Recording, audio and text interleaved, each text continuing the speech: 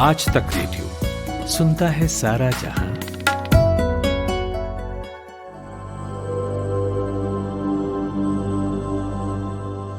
नमस्कार, आज का कोरोना कवरेज लेकर हाजिर हूं मैं खुशबू। इस स्पेशल पॉडकास्ट सीरीज में हम लेकर आते हैं दुनिया भर से वो खबरें जो कोरोना से जुड़ी हैं और आपके लिए जानना जरूरी है। नई स्टडी, कोरोना वैक्सीन की अपडेट्स, घटते बढ़ते केसेस, सब कुछ कवर करते हैं हम। अगले 20-25 मिनटों में किन खबरों पर हमारी खास तवज्जो रहेगी बताती हूँ आपको। तो जिस नए स्ट्रेन ने दुनिया भर को डरा रखा था, उसने अब भारत में भी दस्तक दे दी है। 6 लोग पॉजिटिव मिले हैं। तो अब इससे निपटने के लिए भारत की क्या होगी स्ट्रैटेजी, ये बताएंगे। नए स्ट्रेन के केसेस मिलने की वजह से हर राज्य में न्यू ईयर ईव के मौके पर कुछ रिस्ट्रिक्शंस लगाए गए हैं। तो आपके शहर में किस तरह के रूल्स हैं जो आपको फॉलो करना है, जानेंगे। और अगर आप इस वक्त मुंबई ट्रिप की प्लानिंग कर रहे हैं तो कैसे प्रोटोकॉल्स आपको अपनाने हैं, ये भी बताएंगे। और फिर आज आपको एक जर्नलिस्ट से मिलवाएंगे जो आज के हमारे कोरोना सर्वाइवर हैं। बिहार इलेक्शन कवर करके लौटे और पॉजिटिव पाए गए। लेकिन पहले कोरोना से जुड़ी उन हेडलाइंस को सुनिए जो दुनिया भर से आई हैं।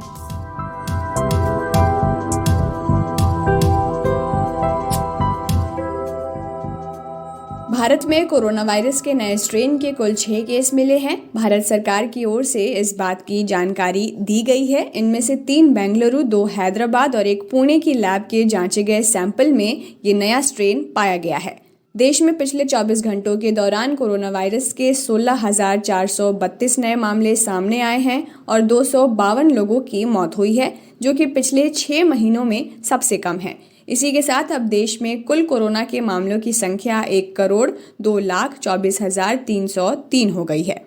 उत्तराखंड के मुख्यमंत्री त्रिवेंद्र सिंह रावत की तबीयत बिगड़ने पर बीते दिन उन्हें दिल्ली स्थित एम्स में भर्ती कराया गया है। उनके लंग्स में इन्फेक्शन बताया जा रहा है। यहाँ बता दें आपको कि कुछ दिनों पहले ही सीएम रावत कोरोना पॉजिटिव पाए गए थे। सीरम इंस्टीट्यूट ऑफ इंडिया के सीईओ आदार पूनावाला ने दावा किया है कि उनकी कंपनी जितनी भी वैक्सीन डोज बनाएगी उसका आधा हिस्सा भारत के लिए ही होगा। पूनावाला ने बताया कि ऑक्सफोर्ड एस्ट्राजेनेका कोविड-19 वैक्सीन को यूके में 2021 की शुरुआत में इस्तेमाल के लिए लाइसेंस मिलने की उम्मीद है। कोरोना महामारी के प्रतिबंधों के चलते इस बार नए साल का जश्न फीका पड़ सकता है। कई राज्यों ने नए साल के जश्न पर पाबंदी लगाते हुए गाइडलाइंस जारी की हैं। मुंबई में भी इस बार सख्ती रहने वाली है। इस बार लोगों को नए साल के मौके पर किसी भी तरह की पार्टी करने की इजाज़त नहीं दी गई है। दुनिया भर में अब तक कोरोना संक्रमितों की संख्या 8 करोड़ के पार पहुंच गई है। अब तक 17 लाख से ज़्यादा लोगों की जान जा चुकी है। जर्मनी में कोरोना वैक्सीन के ओवरडोज के कारण करीब 8 हेल्थ वर्कर्स की तबीयत बिगड़ गई है। जर्मनी के स्ट्रेलसंड इलाके में हेल्थ वर्कर्स को बायोएनटेक फाइजर वैक्सीन दी गई, लेकिन वैक्सीन की खुराक तय मात्रा से 5 गुना अधिक दी गई, जिसके बाद करीब 4 लोगों में फ्लू के लक्षण आए और उन्हें अस्पताल में ले जाया गया। अमेरिका में पिछले 24 घंटों के दौरान कोरोना के 1 लाख से ज़्यादा नए मामले सामने आए हैं और 1,871 लोगों की मौत हुई है। रूस ने माना है कि कोरोना से मरने वाले लोगों का असल आंकड़ा पहले जारी किए गए आंकड़े का 3 गुना है। अब तक रूस में मरने वालों का आंकड़ा 55,200 के करीब था, जबकि अब बताया गया है कि देश में कोरोना से 1,86,000 लोगों की जान जा चुकी है। अब जिस बात का डर था वो हो गया आखिर में। नए साल के जश्न से पहले कोरोना के नए स्ट्रेन का पता चला। इसको लेकर अभी सब अलर्ट मोड पर आए ही थे कि आज एक खबर आती है। भारत में यूनाइटेड किंगडम से लौटे 6 लोगों में नए स्ट्रेन के लक्षण मिले हैं। इनमें से 3 बेंगलुरु, 2 हैदराबाद और 1 पुणे की लैब के जांचे गए सैंपल में पाया गया है। अब ये समझना कि 6 ही तो मिले हैं, ज़्यादा नहीं फैला होगा, बेवकूफ़ी होगी। आपको ये भी पता ही होगा कि नए स्ट्रेन को लेकर वैज्ञानिकों ने भी कहा था कि ये 70% तेज़ी से फैलता है। इसको उतने ही तेज़ी से कंटेन करने के लिए अब सरकार की स्ट्रैटेजी क्या होनी चाहिए, ये मैंने लेडी हार्डिंग मेडिकल कॉलेज के न्यूरोलॉजिकल डिपार्टमेंट के एचओडी राजेंद्र धमीजा जी से पूछा।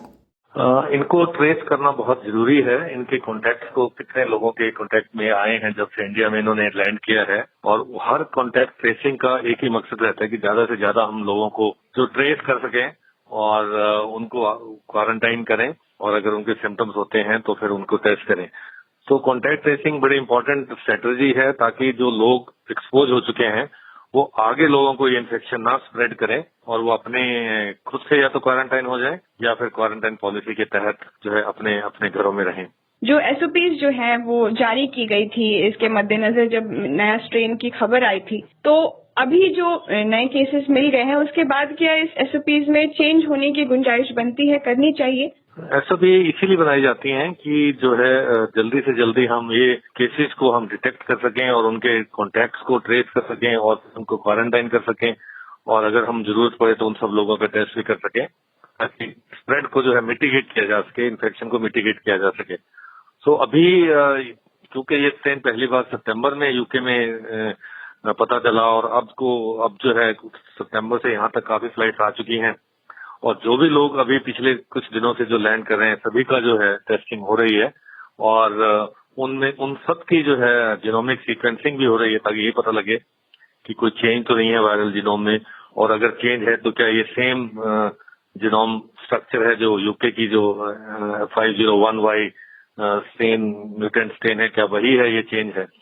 सो एसओपी तो पर्पजफुल बनाई गई हैं और उसी के तहत ये सब लोगों को टेस्ट किया जा रहा है, उसी के तहत इन सब लोगों को कॉन्टैक्ट ट्रेसिंग की जाएगी और मिटिगेट करने की कोशिश की जाएगी। डॉक्टर, एक और बात जो वैज्ञानिक ने और एक्सपर्ट्स ने कहा है इस वायरस के नए स्ट्रेन को लेकर कि ये 70% ज्यादा तेजी से फैलता है, तो अब क्योंकि इंडिया में भी वो एंट्री ले चुका है तो किस तरह की चैलेंजेस जो है वो हमारे सामने हो सकती है? ये बिल्कुल ठीक कहा है कि इस नए म्यूटेंट के बारे में 3 चीजें जो है इम्पोर्टेंट हैं कि क्या ये पहले वाले ओरिजिनल कोविड-19 के वायरस से ज्यादा संक्रमण कर सकता है। उसमें बिल्कुल ठीक कहा है आपने। 70% नहीं तो कम से कम 50% लोगों का एस्टिमेट है ये साइंटिस्ट का कि इसका R0 फैक्टर जो है वो 0.45 जो है वो ज्यादा है, तो ऑब्वियसली ये 50% इसकी इन्फेक्टिविटी ज्यादा है। जहां तक सिवियरिटी का बात है तो अभी तक ये नहीं पता चला है कि ये ज्यादा सीवियर डिजीज कर रहा है ये म्यूटेंट। अभी तक यही है कि ये म्यूटेंट उतना ही सीवियर डिजीज कर रहा है जितना पहले वाला वायरस कर रहा था। और तीसरा जो है मोर्टेलिटी का भी कोई अभी विशेष अंतर नहीं है इस म्यूटेंट में और पहले वाले वायरस के जीनोम स्ट्रक्चर वाले म्यूटेंट में। तो तीनों चीजों में सिर्फ इन्फेक्टिविटी का ही रिस्क है और उसके लिए ही ये सभी कोशिशें जारी हैं कि जो भी लोग यहाँ पे आए हैं उन सबको टेस्ट किया जाए और फिर जो पॉजिटिव निकले हैं उन पेशेंट्स का जीनोमिक सीक्वेंस किया जाए और पता लगाया जाए कि क्या ये वायरस म्यूटेंट वायरस यहाँ इंडिया में कहाँ पे है। तो ये जो 6 केसेज आए हैं उससे ये पता लगता है कि ये यूके से ही इम्पोर्ट हुआ है। तो ये अभी तक जितने लोग जो आ रहे हैं या जो आए थे उन्हीं के थ्रू ही ये आ सकता है। तो स्ट्रेटजी सरकार की यही रहेगी मेरे हिसाब से कि जितनी जल्दी से जल्दी इसको कंटेन किया जाए और वायरस को मिटिगेट किया जाए। तो ये थे राजेंद्र धमीजा जी जिन्हें आप सुन रहे थे। जो अब 6 केसेस मिले हैं उसने चिंता तो वाकई बढ़ा दी है, लेकिन सबसे बड़ी चिंता है उन लोगों को लेकर जो यूके से भारत आए हैं लेकिन ट्रेस नहीं किए जा पा रहे हैं। ऐसा कर्नाटक में हो रहा है। यहाँ के स्वास्थ्य मंत्री ने अनट्रेसेबल यूके रिटर्न्स के खिलाफ पुलिस कार्रवाई के संकेत दिए, जिन्होंने अपने मोबाइल फोन्स स्विच ऑफ कर रखे हैं। सुधाकर ने कहा कि मैं यूके के नागरिकों को सहयोग करने का अनुरोध करता हूं। आपको टेस्ट कराना होगा और अगर आप ऐसा नहीं कर पाते हैं तो यह सही मायने में एक अपराध है। चुनौतियों से भरा ये साल अब खत्म हो जाएगा, इसकी उम्मीदें हम सभी को थी, लेकिन नए स्ट्रेन ने नए स्तर पर मुश्किलें खड़ी कर दी हैं। फिर लाजमी भी है कि इसके मद्देनज़र सरकार कुछ रिस्ट्रिक्शंस भी लगाएंगी ताकि न्यू ईयर सेलिब्रेशन के वक्त भीड़ ना लगे, क्योंकि जो लापरवाही हमने दशहरा दिवाली के वक्त की थी उसे फिर दोहराना गलत है और सावधान होना ज़रूरत। तो चलिए हमारे सहयोगी प्रतीक वाघमारे आपको न्यू ईयर गाइडलाइंस के बारे में बताएंगे। तो प्रतीक, सबसे पहले महाराष्ट्र के बारे में जानना चाहूँगी, क्या कुछ नए रिस्ट्रिक्शंस जारी किए गए हैं वहाँ पर? जी खुशबू, अगर मैं महाराष्ट्र की बात करूं तो यहाँ राज्य सरकार ने रात को 11 बजे से सुबह 6 बजे तक 7 घंटे के नाइट कर्फ्यू का ऐलान किया है। ये 22 दिसंबर से ही लागू हो जाएगा और 5 जनवरी तक जारी रहेगा। साथ ही न्यू ईयर के दौरान महाराष्ट्र के प्रमुख शहरों में पब्लिक प्लेसेस पर पार्टी करने की सख्त मनाही होगी। वहीं न्यू ईयर मास के लिए जो चर्च में प्रेयर होती है वहाँ पर एक बार में सिर्फ 50 लोगों को जाने की इजाज़त होगी और रात को 8 बजे से पहले ही आप चर्च में मास के लिए जा सकते हैं। वहीं अगर आप इस बीच महाराष्ट्र में ट्रिप का प्लान करने की सोच रहे हैं तो आपको कुछ नियमों को जान लेना चाहिए। और ये नियम क्या क्या है, इसके लिए मैंने बात की है आज तक रेडियो के रिपोर्टर मुस्तफ़ा शेख से। ये सुनिए। प्रतीक, ये तो महाराष्ट्र की बात हुई, मगर न्यू ईयर सेलिब्रेशंस को लेकर और राज्यों के क्या गाइडलाइंस है? जी, अगर कर्नाटक तमिलनाडु की मैं बात करूं तो कर्नाटक में 30 दिसंबर से 2 जनवरी के बीच न्यू ईयर पार्टीज़ के लिए राज्य के पब्स, क्लब्स और रेस्टोरेंट्स में रेस्ट्रिक्शंस लगा दिए गए हैं। हालांकि राज्य में पहले से लगा नाइट कर्फ्यू फिलहाल के लिए हटा लिया गया है, लेकिन अभी भी बड़ी संख्या में लोगों के गैदरिंग पर रेस्ट्रिक्शंस जारी रहेगा। वहीं तमिलनाडु में भी राज्य सरकार ने क्लब, रेस्टोरेंट्स, रिसोर्ट और जो बीचेस हैं वहाँ पर होने वाली न्यू ईयर सेलिब्रेशंस को भी बैन कर दिया है और ये रेस्ट्रिक्शंस 31 दिसंबर और 1 जनवरी को लागू रहेगा। फिर मैं राजस्थान की बात करूं तो वहाँ 31 दिसंबर को रात 8 बजे से 1 जनवरी के सुबह 6 बजे तक एहतियातन नाइट कर्फ्यू लगा दिया जाएगा। ये रेस्ट्रिक्शंस राज्य के हर उस शहर में लागू होंगे जिनकी आबादी 1 लाख से ज़्यादा है। राज्य सरकार ने 7 बजे से के बाद बाज़ार भी बंद करने का आदेश दिया है और पटाखों के इस्तेमाल पर भी पाबंदी है। वहीं देहरादून में ज़िला प्रशासन ने न्यू ईयर इवनिंग के मौके पर किसी तरह की पब्लिक गैदरिंग को रेस्ट्रिक्ट किया है। यह आदेश देहरादून के अलावा मसूरी, ऋषिकेश वगैरह के भी पब्स, बार और रेस्टोरेंट्स पर लागू होंगे। उत्तर प्रदेश, पंजाब और हिमाचल प्रदेश की बात करें तो उत्तर प्रदेश का जो गौतम बुद्ध नगर ज़िला प्रशासन है वहाँ न्यू ईयर सेलिब्रेशन के लिए ज़रूरी गाइडलाइंस जारी की है। ये नियम नोएडा और उसके आसपास की जगहों पर लागू होंगे। न्यू ईयर पार्टी ऑर्गेनाइज कराने वालों को ज़रूरी डिटेल्स संबंधित डीसीपी को देनी होगी। साथ ही कोविड प्रोटोकॉल के नियमों का पालन करते हुए 100 से ज़्यादा लोगों के इकट्ठा होने पर भी पाबंदी होगी। वहीं अगर पंजाब की बात करें तो यहाँ पहले से ही नाइट कर्फ्यू जारी है जो न्यू ईयर सेलिब्रेशंस वाले रात को भी जारी रहेगा। वहीं हिमाचल प्रदेश के 8 ज़िलों में ऑलरेडी नाइट कर्फ्यू लागू है। इनमें शिमला, कुल्लू, मंडी वगैरह शामिल हैं। शुक्रिया प्रतीक। और आप सभी से भी गुजारिश है कि आप इसे फॉलो करें।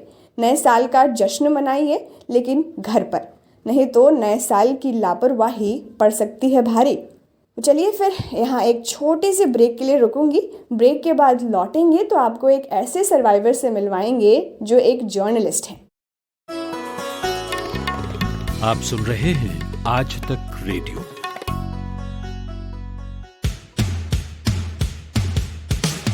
आज तक रेडियो, आजतक.in/रेडियो, ये हमारा पता है, लेकिन हम आपके पसंदीदा ऑडियो प्लेटफॉर्म्स पर भी हैं। गूगल पॉडकास्ट, एप्पल पॉडकास्ट, जियो सावन जैसे ठिकानों पर भी आप हमें सुन सकते हैं। और अगर YouTube आपकी पसंदीदा जगह है तो वहां पर भी हमें सब्सक्राइब कीजिए। आज तक रेडियो, सुनता है सारा जहां। Welcome back. स्वागत है आपका आज के कोरोना कवरेज में मेरे यानी खुशबू के साथ। आपको ये बखूबी पता होगा कि कोरोना वायरस महामारी के बीच भी कुछ ऐसे पेशे हैं जैसे कि स्वास्थ्यकर्मी, पुलिस, पत्रकार जो काम करना बंद नहीं कर सकते। बीमारी का डर साइड रख जिम्मेदारी निभानी पड़ती है। लेकिन बीमारी को किसका डर भाई, वो तो किसी को भी अपना शिकार बना सकता है। तो आज हम आपको एक जर्नलिस्ट की कोविड जर्नी सुनवाएंगे जो बिहार से इलेक्शन कवर कर लौटे थे। इनका नाम है रूहानी जोत सिंह। आइए इन्हीं की जुबानी सुनते हैं कोरोना से लड़ाई को जीत में तब्दील करने की कहानी। इनसे हमारी सहयोगी श्रुतिका ने बात की है। सर, आपको क्या सिम्टम्स आए थे या फिर क्या ऐसा महसूस हुआ था जिसके बाद आपने कोरोना की जांच कराई थी? तो बेसिकली बिहार इलेक्शन से लौटने के बाद जिस दिन हम वापस आए दिल्ली उसी दिन थोड़ा सा खांसी जुकाम होना शुरू हो गया था और तो जो एज अ प्रोटोकॉल हमारा मेथड था कि हम जाएं वहाँ पे हॉस्पिटल में टेस्ट करवाएं। तो वहाँ जाके पता लगा कि रिपोर्ट पॉजिटिव है। तो जब पॉजिटिव हुई उसके बाद 2-4 दिन तो मैं दिल्ली में ही अपने रेंटेड हाउस में ही आइसोलेशन में रहा।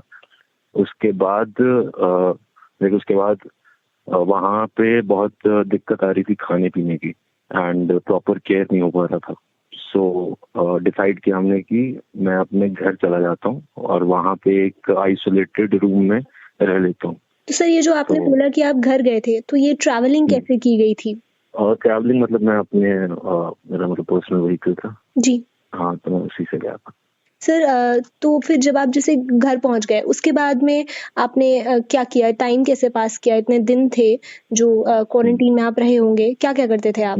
तो घर आने के बाद पहले तो मतलब एकदम पूरे फैमिली से कट ऑफ हो गया पूरा, कि ना किसी से बात हो पा रही है, ना किसी को देख पा रहा। आप अपने रूम में बैठे हो और सब खाना पीना वहीं पे आ रहा है। और मतलब फॉर्चुनेटली मेरे पास अपना लैपटॉप था ऑफिस का, तो वहाँ पे मैं कुछ मूवीज देख लेता था मैं, और बुक्स थी मेरे पास, तो मैं बुक्स पढ़ लेता था। एंड उसके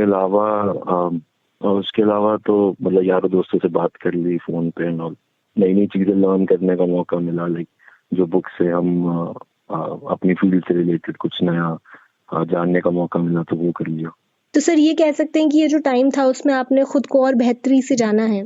हाँ नहीं, डेफिनेटली वो तो है। मैंने प्रोफेशनली भी काफी कुछ गेन किया, और like on an emotional level मुझे पता लगा कि ह्यूमन इमोशन ये जो बीमारी है ये बहुत ज्यादा इमोशनली आपको हिट करती है। फिजिकली तो इसके जो इफेक्ट्स होते हैं वो तो होते ही हैं कि आपका बॉडी पेन होता है, और जो भी फिजिकली जो सिम्टम्स आते हैं कि आपका टेस्ट चला जाता है और बुखार होता है। उससे ज्यादा आई थिंक कि ये आपको साइकोलॉजिकली आपको इससे डील करना पड़ता है कि कोई आपके पास ना आ जाए, आपका बड़ा बुजुर्ग आपके घर का, और आपको एक उनकी भी आपको फिक्र होती है कि आप कुछ ऐसा ना कर दो कि है ना कि वो रिस्क पे आ जाए उनकी हेल्थ और वो सब। तो वो चीजों का ख्याल कॉन्स्टेंटली वो जहन में रहता है, तो उससे डील करना भी एक अपने आप में एक टास्क है। जी, तो इस दौरान जैसे आपने फिजिकली चैलेंजेस की बात की, तो कोई ऐसी परेशानी आपको मेजरली रही हो इस दौरान, और उनके लिए दवाइयाँ क्या क्या ली गई थी, अगर आपको कुछ याद हो? मुझे याद है कि इनिशियली तो मुझे सिम्टम्स शो नहीं हुए थे इतने मेजर कोई, थोड़ी सी वीकनेस थी। उसके बाद आई थिंक अगले मतलब एक हफ्ते बाद मुझे मेरा टेस्ट मुंह का चला गया था, और उसके बाद कुछ दवाइयाँ रिकमेंड करी थी जो हमारे फैमिली डॉक्टर थे उन्होंने। वो एक जिंकोविट एक दवाई थी जो जिंक के लिए उन्होंने कहा था कि वो खाइए, और दूसरी थी विटामिन सी की, और साथ में एंटीबायोटिक ये थी क्रोसिन 650 mg। जी, सर, कोई ऐसा मैसेज आप देना चाहेंगे ऑडियंस को जो कि अभी कोरोना देख रहे हैं या फिर किसी को हुआ है, क्योंकि अभी भी कोरोना के बहुत ज़्यादा पेशेंट्स आ रहे हैं? जी, मैं यही कहना चाहूँगा कि आप बिल्कुल भी पैनिक मत करिए। ये जो बीमारी है ये बिल्कुल रिकवरेबल है, और इससे जैसे कि मैंने कहा कि ये साइकोलॉजिकली आपको हिट करती है ज़्यादा। सो हम कम से कम पैनिक क्रिएट करें अपने आसपास, और जो भी हिदायतें इसमें दी जाती हैं कि आप किसी के टच में ना रहें, किसी से कांटेक्ट ना करें फिजिकली, और जितना आप आइसोलेशन में रह सकते हैं 14, 15, 16, 17 दिन, जितने भी दिन, वो टाइम एक बार अपना पूरा कीजिए, और होपफुली मतलब आपकी हेल्थ दोबारा से अच्छी हो जाएगी। बहुत बहुत शुक्रिया रूहानी, और ढेर सारी बधाइयाँ आज तक रेडियो की पूरी टीम की तरफ से। फिलहाल कोरोना कवरेज को आज यहीं विराम देते हैं। आपको आज का ये एपिसोड कैसा लगा हमें फीडबैक ज़रूर दीजिएगा radio@aajtak.com पर। अपना ख्याल रखिए, सावधानी बरतिए, फिर मिलेंगे। सुनते रहिए आज तक रेडियो।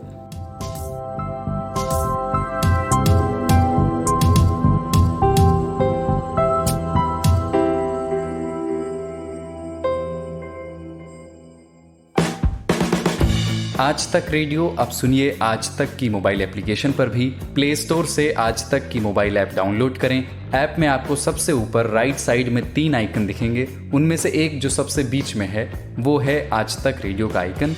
तो उसे उंगली से जरा सा छू दीजिए और खुल जाएगा हमारा पिटारा, जिसमें क्या है, न्यूज़ तो हर जगह है पर हमारे यहाँ न्यूज़ है सही कॉन्टेक्स्ट के साथ।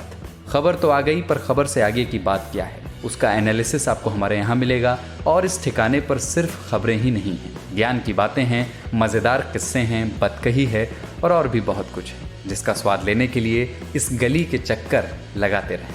आज तक रेडियो कहते हैं इसे, सुनता है सारा जहां।